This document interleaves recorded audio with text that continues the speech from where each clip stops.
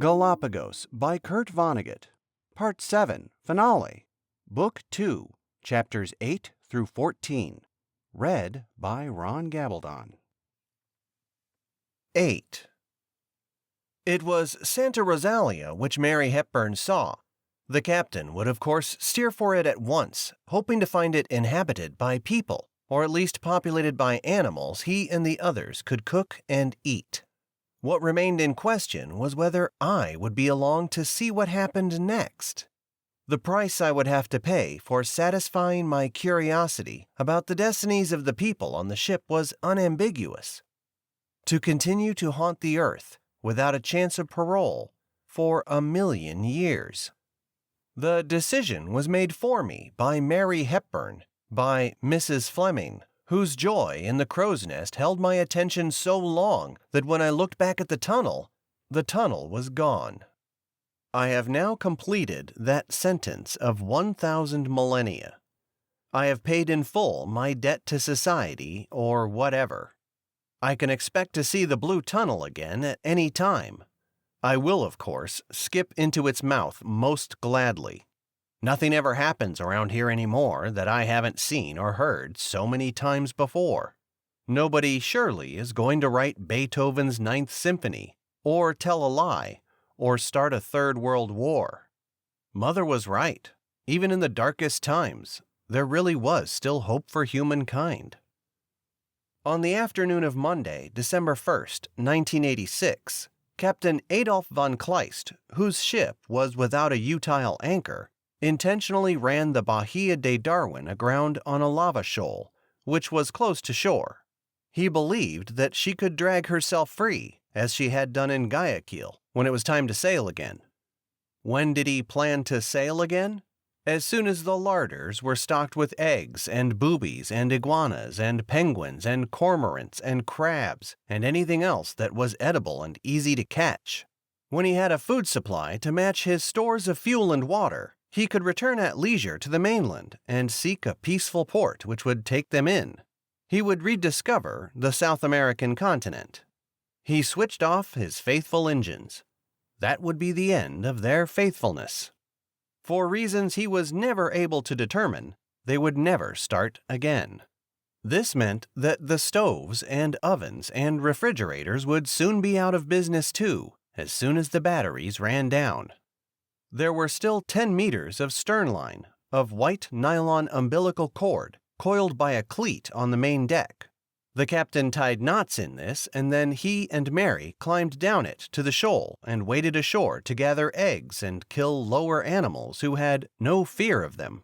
They would use Mary's blouse and James Waite's new shirt, which still had the price tag on it, for grocery bags. They wrung the necks of boobies. They caught land iguanas by their tails and beat them to death on black boulders. And it was during this carnage that Mary would scratch herself, and a fearless vampire finch would take its first sip of human blood. The killers had left the marine iguanas alone, believing them to be inedible. 2 years would pass before their discovery that partially digested seaweed in the bellies of these creatures was not only a tasty hot meal, ready cooked, but a cure for vitamin and mineral deficiencies, which had troubled them up to then. That would complete their diet. Some people, moreover, could digest this puree better than others, so that they were healthier and nicer looking, more desirable as sexual partners.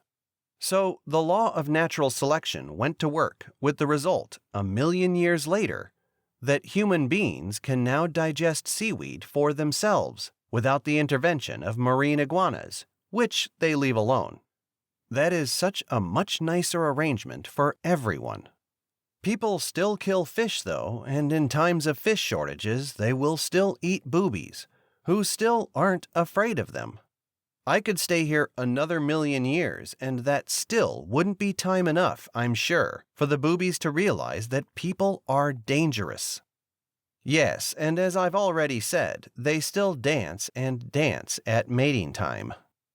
The people had quite a feast on the Bahia de Darwin that night.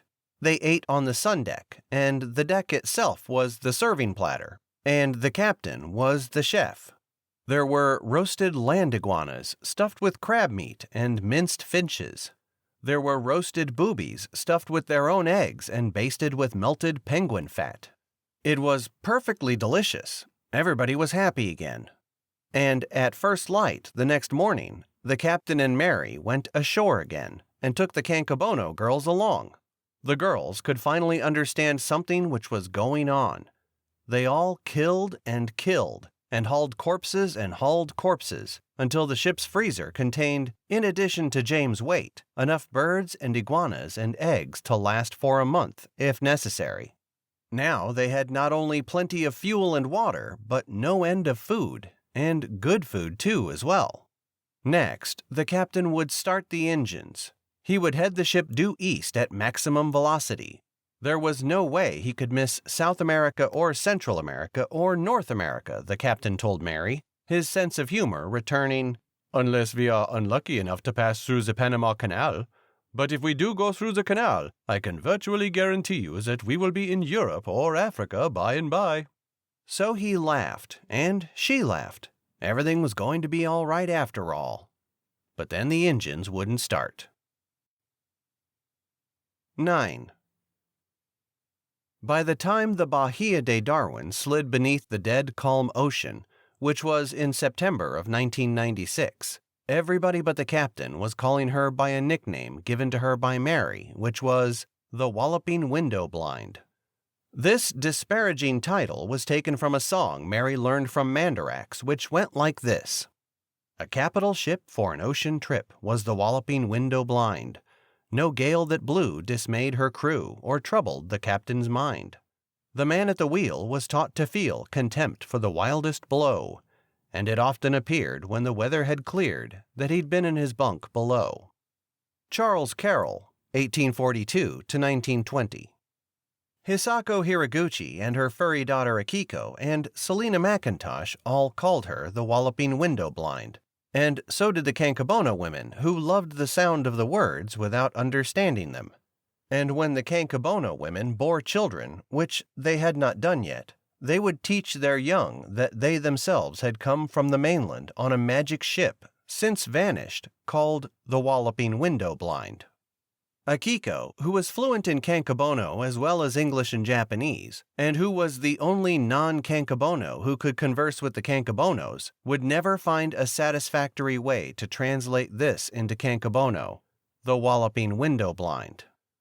The Cancabonos could no more understand it and its comical intent than could a modern person, and if I were to whisper in his or her ear as he or she basked on a white sandy beach by a blue lagoon, the Walloping Window Blind. It was soon after the Walloping Window Blind went to the bottom that Mary began her artificial insemination program. She was then 61. She was the sole sexual partner of the captain, who was 66 and whose sexual drive was no longer all that compelling. And he was determined not to reproduce, since he felt that there was still a good chance that he could pass on Huntington's chorea. Also, he was a racist, and so not at all drawn to Hisako or her furry daughter, and least of all to the Indian women who would ultimately bear his children. Remember, these people were expecting to be rescued at any time, and had no way of knowing that they were the last hope for the human race, so that they engaged in sexual activities simply to pass some of the time pleasantly, to relieve an itch, or to make themselves sleepy, or what you will. So far as anybody knew, reproducing would actually be irresponsible, since Santa Rosalia was no place to raise children, and children would also place strains on the food supply. Mary felt this as strongly as anyone before the Walloping Window Blind joined the Ecuadorian fleet of submarines, that it would be a tragedy if a child were born. Her soul continued to feel that, but her big brain began to wonder, idly so as not to spook her, if the sperm which the captain squirted into her about twice a month could be transferred to a fertile woman somehow, with, hey presto, a resulting pregnancy. Akiko, who was only 10 then, wasn't yet ovulating, but the Cancabono women, who ranged in age from 15 to 19, surely were. Mary's big brain told her what she had so often told her students, that there was no harm and possibly a lot of good in people's playing with all sorts of ideas in their heads, no matter how supposedly impossible or impractical or downright crazy they seem to be. She reassured herself there on Santa Rosalia, as she had reassured the adolescents of Ilium, that mental games played with even the trashiest ideas had led to many of the most significant scientific insights of what she, 1,000,000 years ago, called modern times. She consulted Mandarax about curiosity. Quoth Mandarax, "Curiosity is one of the permanent and certain characteristics of a vigorous mind." Samuel Johnson, 1709 to 1784. What Mandarax didn't tell her, and what her big brain certainly wasn't going to tell her, was that if she came up with an idea for a novel experiment which had a chance of working, her big brain would make her life a hell until she had actually performed that experiment. That, in my opinion, was the most diabolical aspect of those old-time big brains. They would tell their owners, in effect, "Here is a crazy thing we could actually do, probably, but we would never do it, of course. It's just fun to think about." And then, as though in trances, the people would really do it. Have slaves fight each other to the death in the Colosseum, or burn people alive in the public square for holding opinions which were locally unpopular, or build factories whose only purpose was to kill people in industrial quantities, or to blow up whole cities, and so on and on. Somewhere in Mandarax there should have been, but was not, a warning to this effect. In this era of big brains, anything which can be done will be done, so hunker down. The closest Mandarax came to saying anything like that was a quotation from Thomas Carlyle, 1795 to 1881. Doubt of whatever kind can be ended in action alone. Mary's doubts about whether a woman could be impregnated by another one on a desert island without any technical assistance led to her taking action. In a trance-like state, she found herself visiting the camp of the Cancabono women on the other side of the crater, having brought Akiko along as an interpreter. And now I catch myself remembering my father when he was still alive, when he was still an ink-stained wretch in Cohoes. He was always hoping to sell something to the movies so that he wouldn't have to take odd jobs and we could get a cook and a cleaning lady. But no matter how much he might yearn for a movie sale, the crucial scenes in every one of his stories and books were events which nobody in his right mind would ever want to put into a movie, not if he wanted the movie to be popular. So now I myself am telling a story whose crucial scene could never have been included in a popular movie of 1,000,000 years ago. In it, Mary Hepburn, as though hypnotized, dips her right index finger into herself and then into an 18-year-old Cancabono woman, making her pregnant. Mary would later think of a joke she might make about the rash, inexplicable, irresponsible, plain crazy liberties she had taken with the bodies of not just one, but of all the Cancabono teenagers. She was no longer on speaking terms, though, with the colonist who would have understood the joke, who was the captain. So she had to keep it to herself.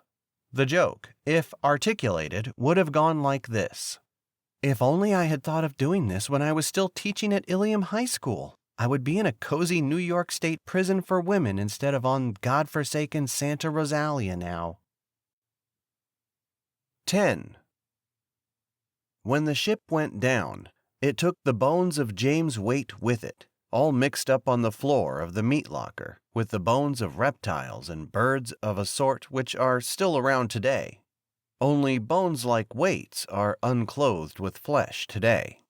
He was some kind of male ape, evidently, who walked upright and had an extraordinarily big brain, whose purpose, one can guess, was to control his hands, which were cunningly articulated. He may have domesticated fire. He may have used tools. He may have had a vocabulary of a dozen words or more. When the ship went down, the captain had the only beard on the island. 1 year after that, his son Kamikaze would be born. 13 years after that, the island would have its second beard, the beard of Kamikaze.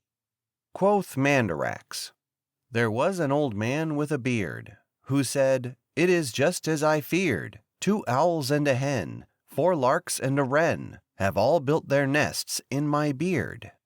Edward Lear, 1812 to 1888. By the time the ship went down, when the colony was 10 years old, the captain had become a very boring person, without enough to think about, without enough to do. He spent much of his time in the neighborhood of the island's only water supply, which was a spring at the base of the crater. When people came to get water, he would receive them as though he were the kindly and knowledgeable master of the spring, its assistant and conservator. He would even tell the Cancabonos, who never understood a word he said, how the spring was that day, characterizing its dribbling from a crack in a rock as being very nervous today, or very cheerful today, or very lazy today, or whatever. The dribbling was in fact quite steady, and had been for thousands of years before the colonists got there, and remains so, although people no longer have to depend on it, to the present day. Here was how it worked, and it didn't take a graduate of the United States Naval Academy to understand its mysteries. The crater was an enormous bowl which caught rainwater, which it hid from the sunshine beneath a very thick layer of volcanic debris. There was a slow leak in the bowl, which was the spring. There was no way in which the captain, with so much time on his hands, might have improved the spring. The water already dribbled out satisfactorily from a crack in a lava boulder, and was already caught in a natural basin 10 centimeters below. That basin was, and still is, about the size of the wash basin in the lavatory off the main saloon of the Walloping Window Blind. If emptied, that basin, with or without encouragement from the captain, would in 23 minutes and 11 seconds, as timed by Mandarax, be brimming full again. How would I describe the declining years of the captain? I would have to say that he felt quietly desperate, but he surely needn't have been marooned on Santa Rosalia in order to feel that way. Quoth Mandarax, "The mass of men lead lives of quiet desperation." Henry David Thoreau, 1817 to 1862. And why was quiet desperation such a widespread malady back then, and especially among men? Yet again I trod on stage the only real villain in my story, the oversized human brain. Nobody leads a life of quiet desperation nowadays. The mass of men was quietly desperate a million years ago because the infernal computers inside their skulls were incapable of restraint or idleness, were forever demanding more challenging problems which life could not provide. I have now described almost all of the events and circumstances crucial, in my opinion, to the miraculous survival of humankind to the present day. I remember them as though they were queerly shaped keys to many locked doors, the final door opening on perfect happiness. One of those keys, surely, was the absence of tools on Santa Rosalia, save for feeble combinations of bones and twigs and rocks and fish guts and bird guts.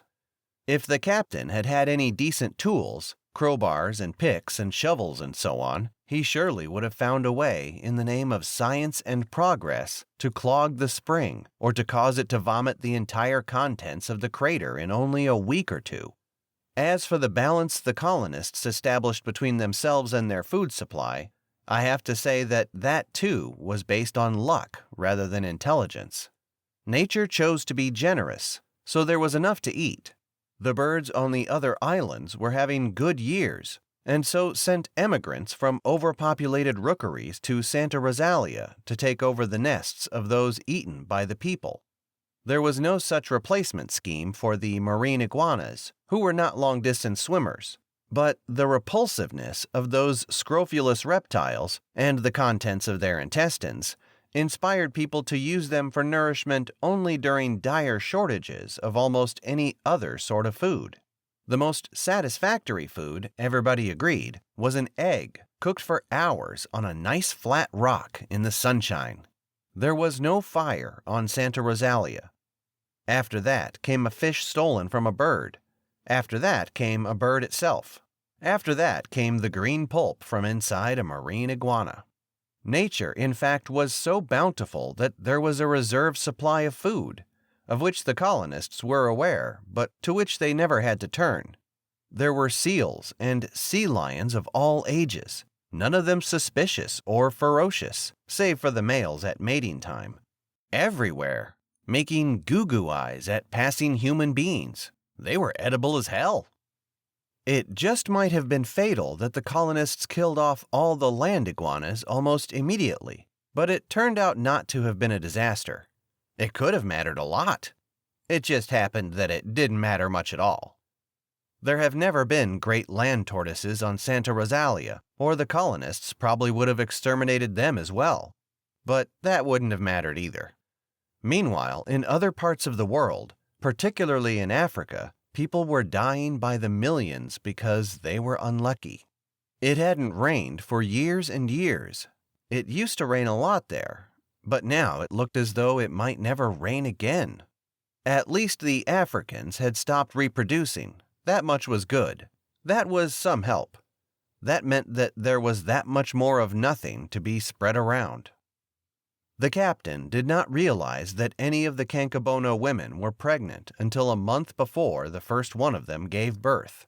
Gave birth, as it happened, to the first human male native to the island, who came to be known by the nickname the furry Akiko gave him, expressing her delight in his maleness, which was kamikaze, Japanese for sacred wind. The original colonists never became a family which included everyone. Subsequent generations, though, after the last of the old people died, would become a family which included everyone. It had a common language and a common religion, and some common jokes and songs and dances and so on. Almost everything Kankabono. And kamikaze, when it was his turn to be an old man, became something the captain had never been, which was a venerated patriarch. And Akiko became a venerated matriarch. It went very fast, that formation from such random genetic materials of a perfectly cohesive human family. That was so nice to see. It almost made me love people just as they were back then, big brains and all. 11.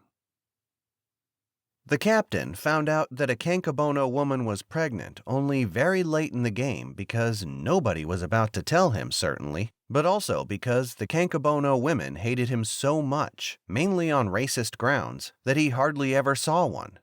They came to his side of the crater for water only late at night when he was usually sound asleep, just so they could avoid him.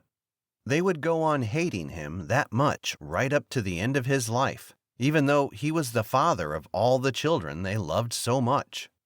But a month before Kamikaze was born, the captain could not sleep on his and Mary's feather bed. His big brain made him itch and squirm with a scheme for digging down to the water supply from the top of the crater and locating the leak, and thus gaining control of what nobody had any reason to complain about, the rate of flow of the spring. This was an engineering project, incidentally, about as modest as the construction of the Great Pyramid of Khufu or the Panama Canal. So the captain got out of bed and went for a walk in the middle of the night. The moon was full and directly overhead. When he came to the spring, there were the 6 Kankabonos patting the top of the water in the brimming basin as though it were a friendly animal and sprinkling each other and so on. They were having so much fun, and they were especially happy because they were all going to have babies soon. They stopped having fun as soon as they saw the captain. They thought he was evil, but the captain was also dismayed because he was naked. He hadn't expected to run into anybody. He had not bothered to put on his iguana skin breechclout. So now, after 10 years on Santa Rosalia, the Kankabonos were getting their first look at his genitalia. They had to laugh, and then they couldn't stop laughing. The captain retreated to his dwelling, where Mary was fast asleep. He dismissed the laughter as simple-minded. He thought, too, that one of the women had a tumor or a parasite or an infection in her belly, and that despite her merriment, she would probably die quite soon. He mentioned this swelling to Mary the next morning, and she gave him a very strange smile. "Is that something to smile about?" he said. "Was I smiling?" she said. "My goodness, it's certainly nothing to smile about." "A swelling that big," he said. "It can't be anything minor." I couldn't agree with you more, she said. We will just have to watch and wait. What else can we do? She was so cheerful, he marveled. She didn't seem to mind at all. That awful swelling. As you've said so often, said Mary, they aren't like us. They're very primitive in their thinking. They try to make the best of whatever happens.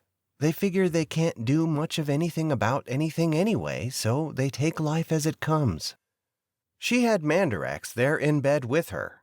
She and the furry Akiko, who was then only 10 years old, were the only colonists who still found the instrument at all amusing. If it weren't for them, the captain or Selina or Hisako, feeling mocked by its useless advice or inane wisdom or ponderous efforts to be humorous, would have pitched it into the ocean long ago. The captain, in fact, had felt personally insulted by Mandarax since it had come up with the poem about the ridiculous captain of the walloping window blind. So Mary was able to come up now with a comment concerning the supposed ignorance of the Kankabono woman, who was so happy despite the growth in her belly. To wit, the happiest life consists in ignorance, before you learn to grieve and to rejoice. Sophocles, 496 to 406 BC. Mary was toying with him in a way which I, as a former fellow male of the captain, was bound to think smug and mean-spirited. If I had been a woman in life, I might have felt differently. If I had been a woman, perhaps I would have been jubilant over Mary Hepburn's secret jeering at the limitless role males played in reproduction back then, and which they still play today. That has not changed. There are still these big lunks who can be counted upon to squirt lively sperm in season. Mary's secret jeering was about to become overt and nasty, too. After Kamikaze was born and the captain learned that this was his own son, he would stammer that he surely should have been consulted. And Mary would reply, "You didn't have to carry that child for 9 months and then have it fight its way out from between your legs. You can't breastfeed it, even if you'd like to, which I somehow doubt, and nobody expects you to help raise it. The hope is, in fact, that you will have absolutely nothing to do with it." "Even so," he protested. "Oh my God," she said. "If we could have made a baby out of marine iguana spit, don't you think we would have done that and not even disturbed your majesty?" 12. After she said that to the captain, there was no way that their relationship could continue as before. A million years ago, there was a great deal of big-brained theorizing about how to keep human couples from breaking up, and there was at least one way Mary could have gone on living with the captain for a little while longer anyway, if she really wanted to. She could have told him that the Kankabono women had engaged in sexual intercourse with sea lions and fur seals. He would have believed it. Not only because he held a low opinion of the woman's morals, but because he could never even have suspected that artificial insemination had taken place.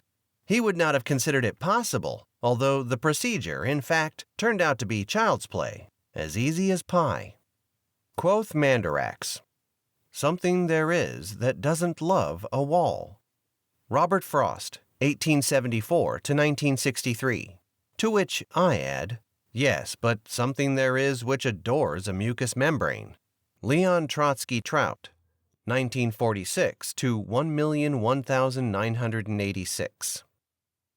So Mary might have saved the relationship with a lie, although there would still have been Kamikaze's blue eyes to explain. 1 person in 12 today, incidentally, has the captain's blue eyes and his curly golden hair.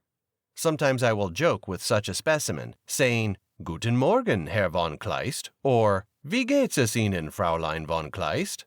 That's about all the German I have. It is more than enough today. Should Mary Hepburn have saved her relationship with a lie? The question remains moot after all this time. They were never an ideal couple. They had been stuck with each other after Selina and Hisako paired off and raised Akiko, and the Kankabono women moved to the far side of the crater, preserving the purity of their Kankabono beliefs and attitudes and ways. One of the Kankabono's customs, incidentally, was to keep their names a secret from anyone who wasn't a Kankabono. I was privy to their secrets, though, just as I was privy to everybody else's secrets. And there seems no harm in my now revealing that the first to have a baby by the captain was Cinca, and the second to have a baby was Lore, and the third to have a baby was Lyra, and the fourth to have a baby was Dearno, and the fifth to have a baby was Nano, and the sixth to have a baby was Keel. After Mary moved out on the captain and made a canopy and a feather bed of her own, she would say to Akiko that she was no lonelier than she had been when she lived with the captain. She had several specific complaints about the captain, faults he might easily have remedied if he himself had been at all interested in making their relationship viable. "Both people have to work at a relationship," she advised Akiko. "If just one works on it, you might as well forget about it. It's just no good, and whichever one does all the work winds up the way I did, feeling like some kind of fool all the time. I was really happily married one time, Akiko, and would have been really happily married twice, if Willard hadn't died, so I know how it's supposed to work." She enumerated the 4 most serious faults which the captain might have remedied easily, but wouldn't, as follows. 1. When he spoke of what they would do after they were rescued, he never included her in his plans. 2. He made fun of Willard Fleming, although he knew how much this hurt her, doubting very much that he had written 2 symphonies or knew anything about windmills, or that he could even ski. 3.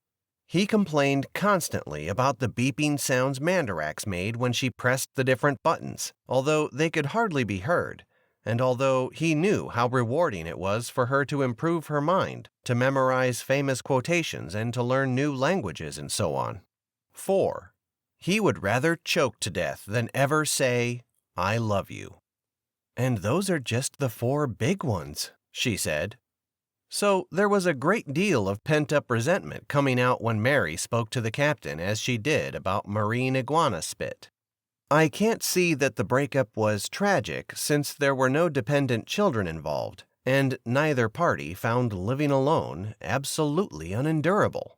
Both were visited regularly by Akiko, and then, after Kamikaze sprouted a beard, Akiko had furry children of her own to bring along. Mary was accorded no special status by the Kankabono women, although she had made it possible for them to have babies. They and then their children feared her as much as they feared the captain, believing her capable of doing great evil as well as good. And 20 years went by. Hisako and Selena had committed suicide by drowning 8 years before. Akiko was now a matronly 39 years old, the mother of 7 furry children by Kamikaze, 2 boys and 5 girls. She was fluent in 3 languages without the help of Mandarax: English, Japanese, and Kankabono. Her children spoke only Kankabono, except for 2 English words, Grandpa and Grandma. That was what she had them call the captain and Mary Hepburn. That was what she herself called them. One morning at 7:30 a.m. on May 9th, 2016, according to Mandarax, Akiko woke Mary and told her that she should go make peace with the captain, who was so sick that he would probably not last the day. Akiko had visited him the previous evening and had sent her children home and had stayed and nursed him through the night, although there was very little she could do for him. So Mary went, although she was no longer any spring chicken herself. She was 80 and toothless. Her spine was shaped like a question mark, thanks, according to Mandarax, to the ravages of osteoporosis. She didn't need Mandarax to tell her it was osteoporosis. Her mother and grandmother's bones were made as weak as reeds by osteoporosis before they died. There is another hereditary defect unknown in the present day. As for what was wrong with the captain, Mandarax made the educated guess that he had Alzheimer's disease. The old poop couldn't look after himself anymore and hardly knew where he was. He would have starved to death if Akiko hadn't brought him food every day and, one way or another, made sure he swallowed at least some of it. He was 86. Quoth Mandarax, "Last scene of all, that ends this strange eventful history, is second childishness and mere oblivion. Sans teeth, sans eyes, sans taste, sans everything. William Shakespeare, 1564 to 1616. So Mary, all stooped over, shuffled under the captain's feather canopy, which used to be her own as well. She had not been there for 20 years. The canopy had been renewed many times since her departure, and so, of course, had been the mangrove poles and stakes which held it up, and the feather bed. But the architecture was the same, with a view cut through living mangroves right down to the water and framing the shoal on which the walloping window blind had been run aground so long ago. What had finally dragged that ship off the shoal, by the way, was an accumulation of rainwater and seawater in her stern. The seawater leaked in around the drive shaft of one of her mighty screws. She slid under during the night. Nobody actually saw her begin that last leg of the nature cruise of the century, 3 kilometers straight down to the locker of Davy Jones. 13. That was sure some lugubrious historic shoal outside the captain's home. I was surprised that he wanted to look at it every day. It was down that same half-drowned hump that Hisako Hiraguchi and the blind Selina McIntosh had waded hand in hand, seeking and finding together the blue tunnel into the afterlife. Selina was then 48 and still fertile. Hisako was 56 and had not ovulated for quite some time. Akiko was still upset every time she saw the shoal. She couldn't help feeling responsible for the suicides of the 2 women who had raised her, even though Mandarax had said it was surely Hisako's intractable monopolar and probably inherited depression which had killed them both. But there was the fact, inescapable for Akiko, that Hisako and Selina had killed themselves soon after Akiko set up housekeeping on her own. She was then 22. Kamikaze hadn't reached puberty yet, and so he had nothing to do with it. She was simply living alone, and enjoying it quite a bit.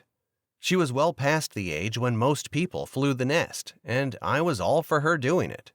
I had seen how much pain it caused her when Hisako and Selina continued to speak to her in baby talk, long after she had become such a robust and capable woman. And yet she had to put up with it for an awfully long time, because she was so grateful for all they had done for her when she was genuinely helpless. On the day she left, they were still cutting up her booby meat for her, if you can believe it. For a month after that, they still set a place for her at every meal, with the meat already all cut up, and they cooed at her and teased her gently even though she wasn't there anymore. And then, one day, life just wasn't worth living anymore. Mary Hepburn, for all her ailments, was still self-sufficient when she went to see the captain on his deathbed. She still gathered and prepared her own food, and kept her home as neat as a pin. She was proud of this, and should have been. The captain was a burden on the community, which was to say, a burden on Akiko. Mary surely was not. She had often said that if she ever felt that she was about to become a burden to anybody, she would follow Hisako and Selina down the shoal and join her second husband on the ocean floor. The contrast between her feet and those of the pampered captain were striking. Their feet certainly had very different stories to tell. His were white and soft. Hers were tough and brown as the rock-climbing boots she had brought with her to Guayaquil so long ago. So she said to this man to whom she hadn't spoken for 20 years, "They tell me you're very sick." Actually, he was still quite handsome and well fleshed out. He was nice and clean, since Akiko bathed him every day and shampooed and combed his beard and hair. The soap she used, which was made by the Kankabono women, was composed of ground-up bones and penguin fat. One of the exasperating things about the captain's disease was that his body was still perfectly capable of taking care of itself. It was a lot stronger than Mary's. It was his deteriorating big brain which was having him spend so much time in bed and allowing him to soil himself and refuse to eat and so on. Again, his condition wasn't peculiar to Santa Rosalia. Back on the mainland, millions of old people were as helpless as babies, and compassionate young adults like Akiko had to look after them. Thanks to sharks and killer whales, problems connected with aging are unimaginable in the present day. "Who is this hag?" the captain asked Akiko. "I hate ugly women. This is the ugliest woman I ever saw." "It's Mary Hepburn. It's Mrs. Fleming, Grandpa," said Akiko. A tear skittered down her furry cheek. "It's Grandma," she said. "Never saw her before in my life," he said. "Please get her out of here. I will close my eyes. When I open them again, I want her gone." He closed his eyes and began counting out loud under his breath. Akiko came over to Mary and gripped her frail right arm. "Oh, Grandma," she said, "I had no idea he would be like this." And Mary said to her loudly, "He's no worse than he ever was." The captain went on counting. From the neighborhood of the spring, half a kilometer distant, came a male cry of triumph and peals of female laughter. The male cry was a familiar one on the island. It was Kamikaze's customary announcement to one and all that he had caught a female of some sort and that they were about to copulate. He was 19 then and barely past his sexual prime, and, as the only virile male then on the island, was likely to copulate with anybody or anything at any time. This was another sorrow Akiko had to bear, the blatant infidelities of her mate. This was a truly saintly woman. The female Kamikaze had caught by the spring was his own Aunt Dirno, who was then beyond childbearing age. He didn't care. They were going to copulate anyway. He had even copulated with sea lions and fur seals when he was younger, until Akiko had persuaded him that, for her sake, if not his own, he could at least stop doing that. No sea lion or fur seal got pregnant by Kamikaze, which, in a way, is a pity. If he had succeeded in impregnating one, the evolution of modern humankind might have taken a good deal less than 1,000,000 years. Then again, what was the hurry after all? The captain opened his eyes and he said to Mary, "Why aren't you gone?" She said, "Oh, don't mind me. I'm just a woman you lived with for 10 years. At that moment, Lyra, another of the Kankabono women, called to Akiko in Kankabono that Orlan, Akiko's 4-year-old son, had broken his arm, and that Akiko was needed home immediately. Lyra wouldn't come any closer than that to the captain's home, which she believed to be infected with very bad magic. So Akiko asked Mary to keep watch over the captain while she went home. She promised to come back as soon as possible. "You be a good boy now," she said to the captain. "You promise?" He promised, grumpily. Mary had brought along mandarax at the request of Akiko, in the hopes of using it to diagnose what had caused the captain to lapse into several death-like comas during the past night and day. But when she showed him the instrument, and before she could ask him the first question, he did a perfectly astonishing thing. He snatched it away from her, and he stood up as though there were nothing wrong with him. "I hate this little son of a bitch more than anything in the whole world," he said, and then he went tottering down to the shore and lurching out onto the shoal, up to his knees in water. Poor Mary pursued him, but she was certainly in no condition to restrain a man that big. She watched helplessly as he threw mandarax into what turned out to be about 3 meters of water on the slope of the shoal. The shoal sloped steeply, like the back of a marine iguana. She could see where it was. There it was, the priceless heirloom she had promised to leave Akiko when she died. So that game old lady went right in after it. She got one hand on it too, but then a great white shark ate both her and mandarax. The captain had a lapse of memory and so did not know what to make of the bloody water. He didn't even know what part of the world he was in. The most alarming thing to him was that he was being attacked by birds. These were harmless vampire finches going after his bed sores, some of the commonest birds on the island, but to him they were new and terrifying. He slapped at them and cried out for help. More and more finches kept coming, and he was so convinced that they meant to kill him that he jumped into the water, where he was eaten by a hammerhead shark. This animal had its eyes on the ends of stalks, a design perfected by the law of natural selection many, many millions of years ago. It was a flawless part in the clockwork of the universe. There was no defect in it which might yet be modified. One thing it surely did not need was a bigger brain. What was it going to do with a bigger brain? Compose Beethoven's Ninth Symphony? Or perhaps write these lines: "All the world's a stage, and all the men and women merely players. They have their exits and their entrances, and one man in his time plays many parts." William Shakespeare, 1564 to 1616. 14. I have written these words in the air, with the tip of the index finger of my left hand, which is also air. My mother was left-handed, and so am I. There are no left-handed human beings anymore. People exercise their flippers with perfect symmetry. Mother was a redhead, and so was Andrew McIntosh, although their respective children, I and Selena, did not inherit their rusty tresses. Nor has humankind. Nor could humankind. There aren't any redheads anymore. I never knew an albino personally, but there aren't albinos anymore either. Among the fur seals, albinos do still turn up from time to time. Their pelts would have been much prized for ladies' fur coats a million years ago, to be worn to the opera and charity balls. Would the pelts of modern people have made nice fur coats for their ancestors in olden times? I don't see why not.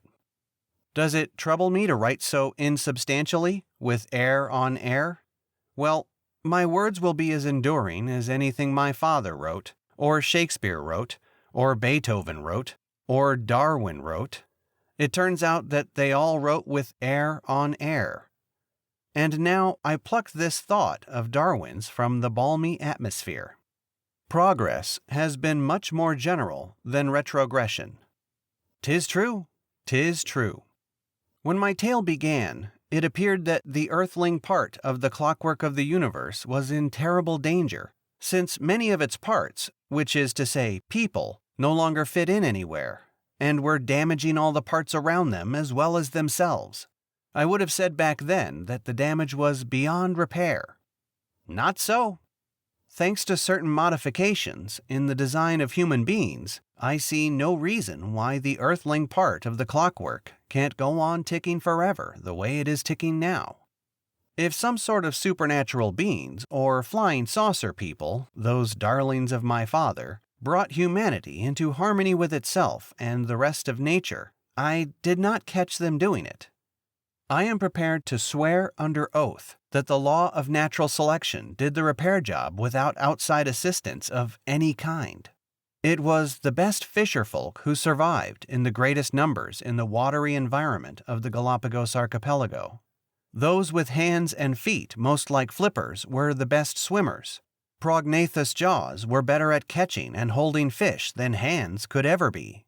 And any fisher person, spending more and more time underwater, could surely catch more fish if he or she were more streamlined, more bullet-like, had a smaller skull. So, my story is told, except for the tacking on of a few not very important details I failed to cover elsewhere.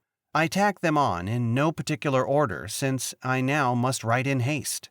Father and the Blue Tunnel will be coming for me at any time. Do people still know that they're going to die sooner or later? No. Fortunately, in my humble opinion, they have forgotten that. Did I myself reproduce when I was still alive? I got a high school girl pregnant by accident in Santa Fe shortly before I joined the United States Marines. Her father was the principal of her high school, and she and I did not even like each other very much.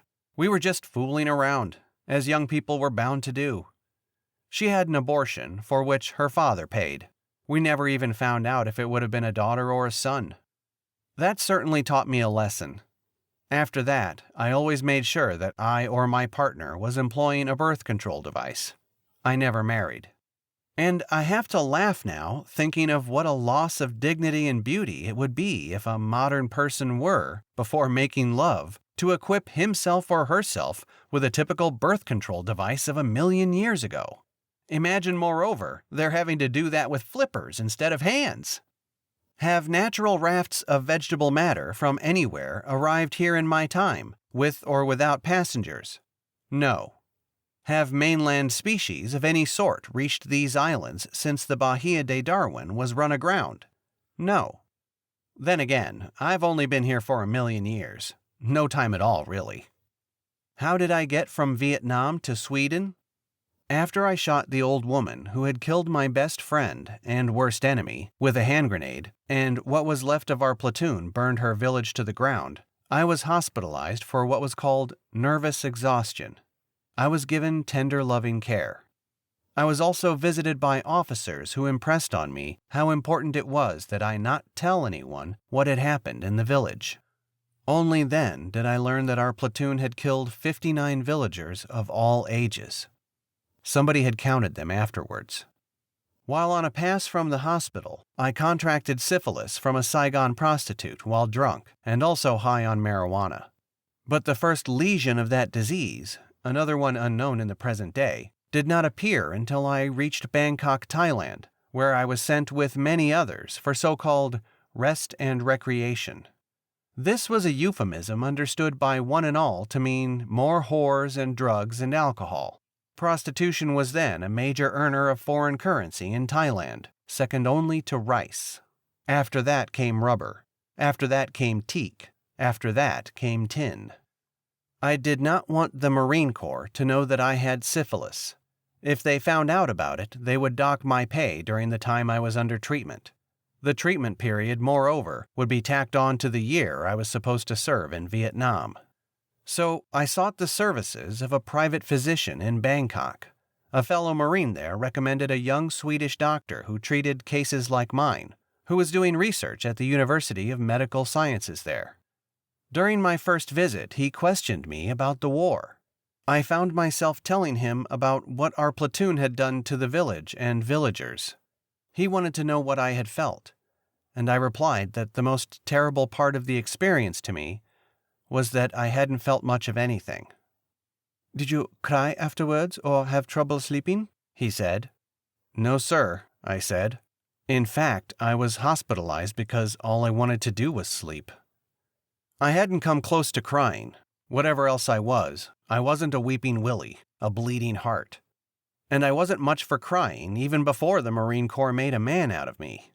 I hadn't even cried when my red-headed, left-handed mother had walked out on father and me.